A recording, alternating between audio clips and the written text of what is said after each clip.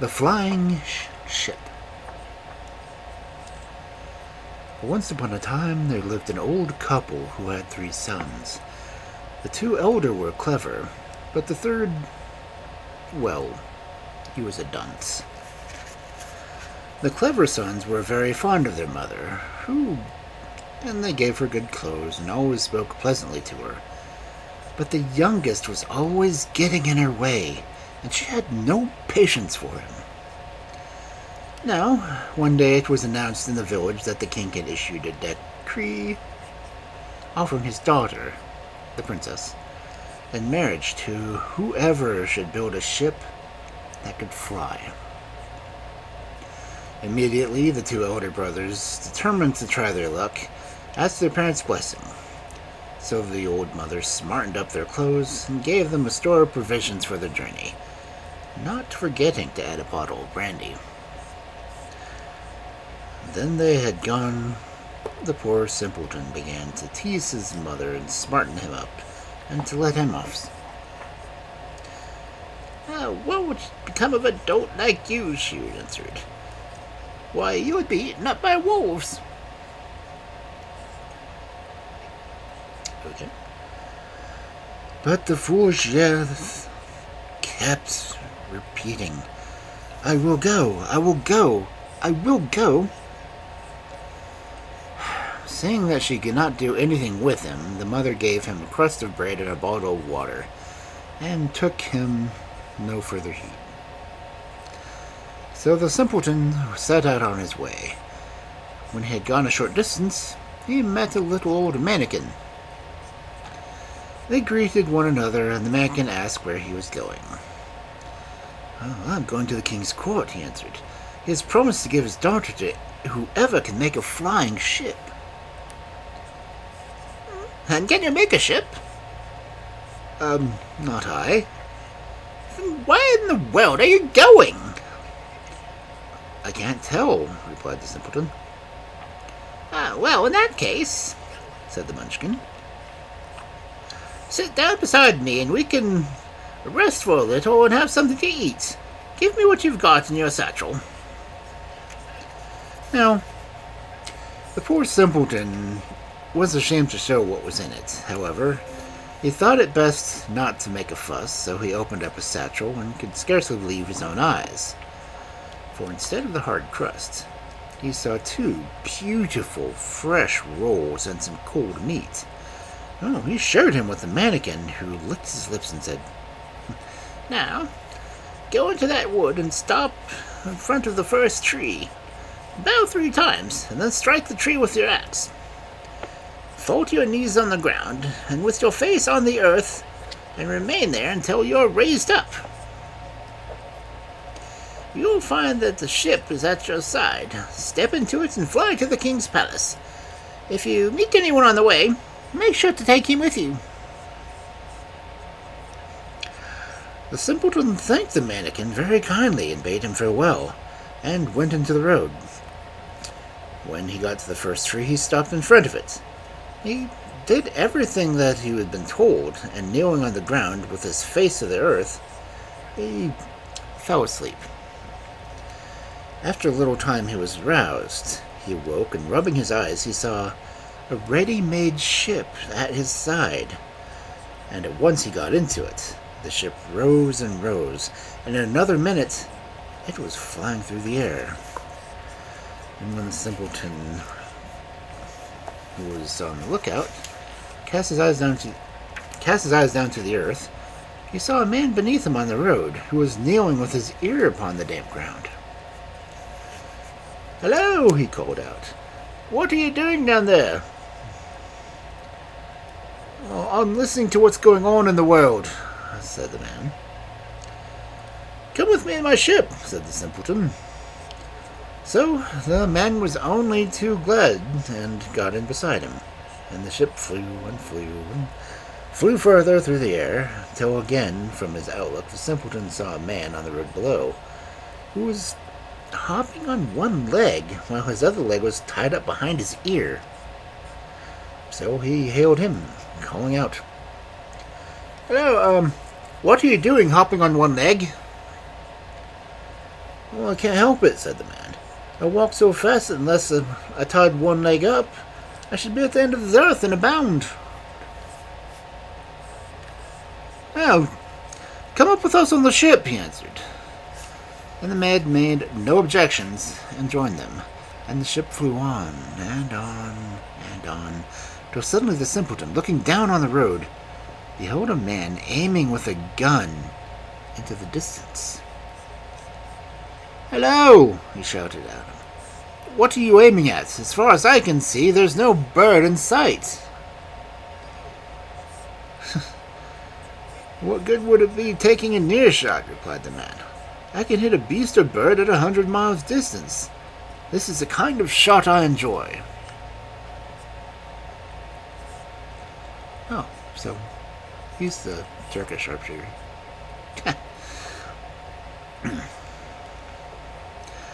"Come into the ship and join us," answered the simpleton.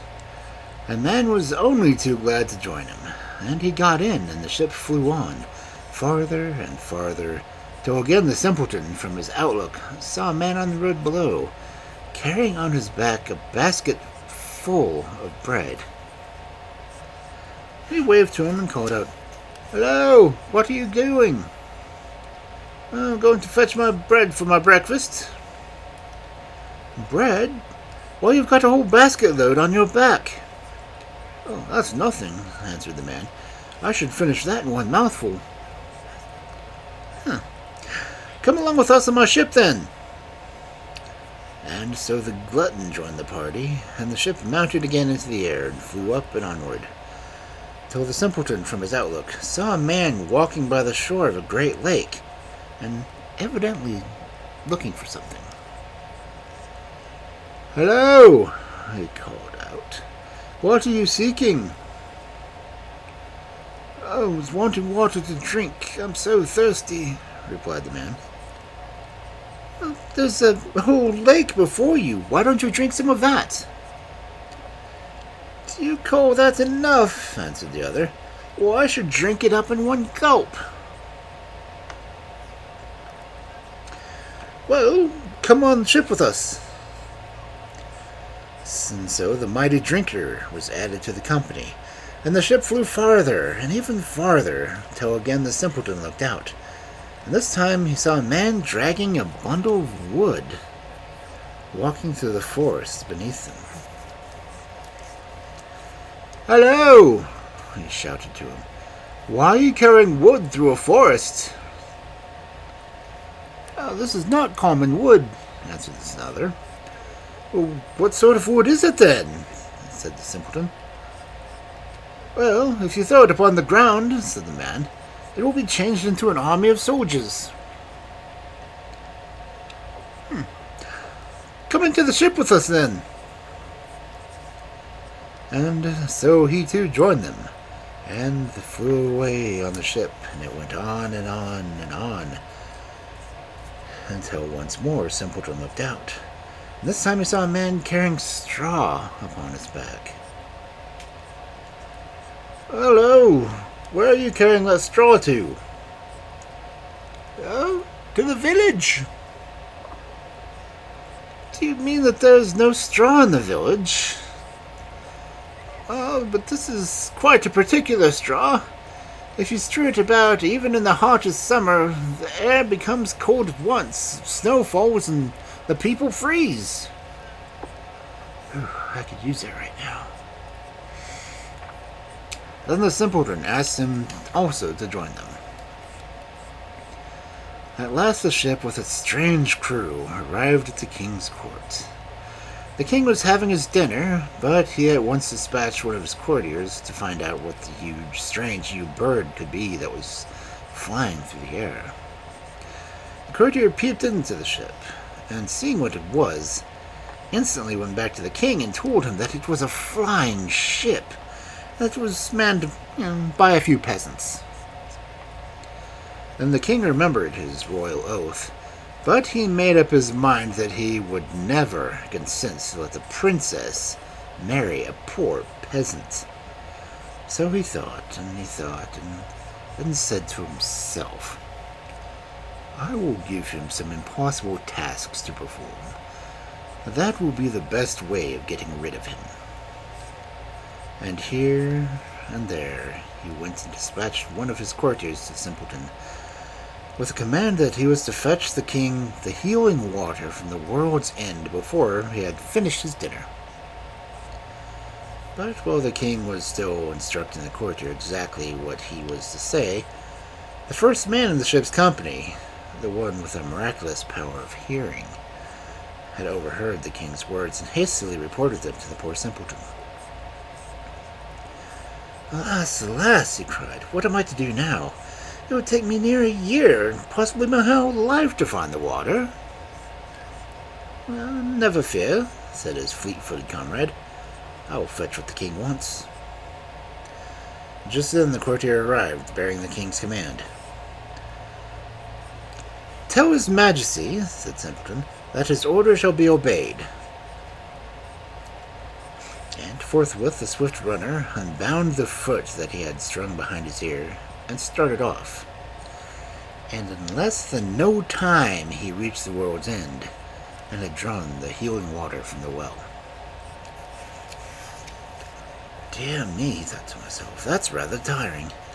I'll just rest here a few minutes, and then we'll have time yet before the king's got his dessert." So he threw himself down on the grass, and in the sun was very dazzling. He closed his eyes, and in a few seconds he had fallen sound asleep. In the meantime, all the ship's crew was anxiously waiting for him. The king's dinner would soon be finished, and their comrade had not yet returned. So the man with the marvelous hearing quick laying down and put his ear to the ground and listened. "Well, that's a nice sort of fellow," he suddenly exclaimed. "He's lying on the ground, snoring hard." At this the marksman seized his gun, took aim, and fired in the direction of the world's end, in order to awaken the sluggard. And a moment later the swift runner reappeared, and stepping aboard the ship, handed the healing water to Simpleton. So while the king was still sitting at the table finishing his dinner, news was brought to him that his orders had been obeyed to the letter. What was to be done now? The king determined to think of a still more impossible task, so he told another courtier to go to Simpleton with the command that he and his comrades were instantly to eat up 12 oxen and 12 tons of bread. Once more the sharp-eared comrade overheard the king's words while he was still talking to the courtier, and reported them to Simpleton. "Oh, alas, alas," he sighed. "What in the world shall we do? What would take us a year, possibly our whole lives, to eat up 12 oxen and 12 tons of bread?" Never fear," said the glutton. "It will scarcely be enough for me. I'm so hungry." So when the courtier arrived with the royal message, he was told to take back word to the king that his orders would be obeyed.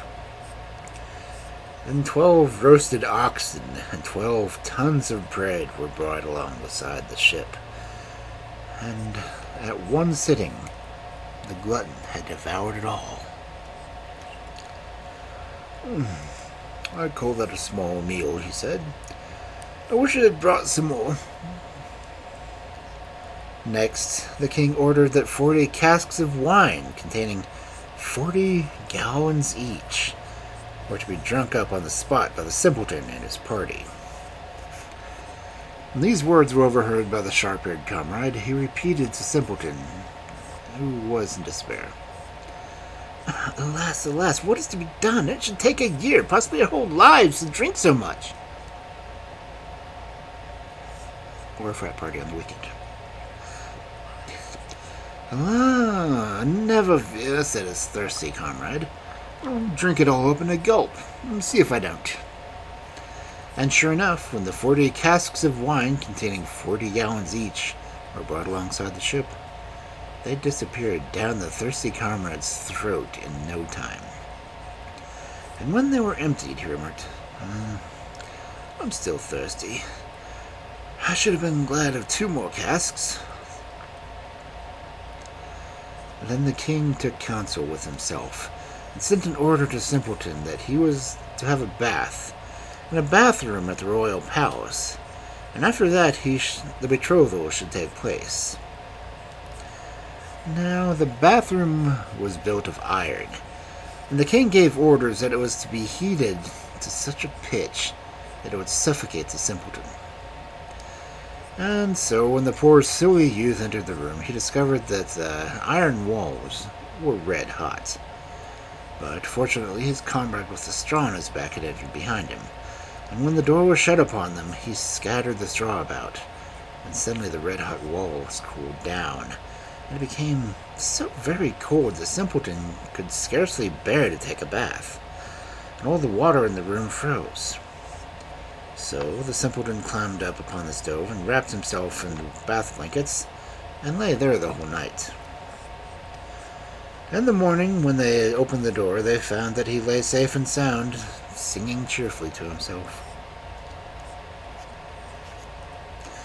Now, when this strange tale was told to the king, he became quite sad, not knowing what he should do to get rid of so undesirable a son-in-law, when suddenly a brilliant idea just occurred to him. "Tell the rascal to raise me an army, now, at this instant," he exclaimed to one of his courtiers. "Inform him at once of this, my royal will." And to himself he added, "I think I shall do him in this time." As if on former occasions, the quick-eared comrade had overheard the king's command, and repeated it to the simpleton. "Alas, alas," he groaned, "now I am quite done for." "Not at all," replied one of his comrades. You know, the one who dragged the bundle of wood through the forest. "Have you quite forgotten me?" In the meantime, the courtier, who had run all the way from the palace, had reached the ship, panting and breathless, and delivered the king's message. "Good," replied the simpleton. "I'll raise an army for the king." And he drew himself up. "But if, after that, the king refuses to accept me as his son-in-law, I will wage war against him and carry off the princess by force." During the night, the simpleton and his comrade went together into a big field, not forgetting to take the bundle of wood with him, which the man spread out in all directions. And in a moment, a mighty army stood upon the spot, regiments on regiments of foot and horse soldiers, and bugles sounded, and drums beat, and chargers neighed, and their riders put their lances to rest, and the soldiers presented arms. In the morning, when the king awoke, he was startled to find these warlike sounds, bugles and drums, and the clatter of horses, and the shouts of soldiers. And stepping to his window, he saw the lances gleam in the sunlight, and the armor and weapons glitter. And the proud monarch said to himself, "I am powerless in comparison to this man." So he sent him royal robes and costly jewels, and commanded him to come to the palace to be married to the princess. And his son-in-law put on the royal robes, and he looked so grand and stately that it was impossible to recognize poor young simpleton, so changed as he was. And the princess fell in love with him as soon as she ever saw him. Princesses.